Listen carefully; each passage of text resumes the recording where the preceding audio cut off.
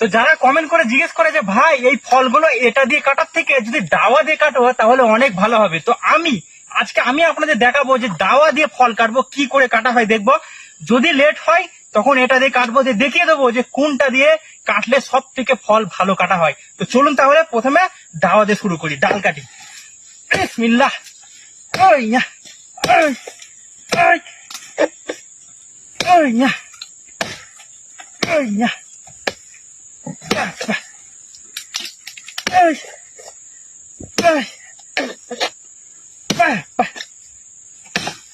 দাওয়াতে হবে না, এ দাওয়ার কাজ নেই। যারা কমেন্ট করে তারা জেনে যাও, দাওয়ার কাজ নেই।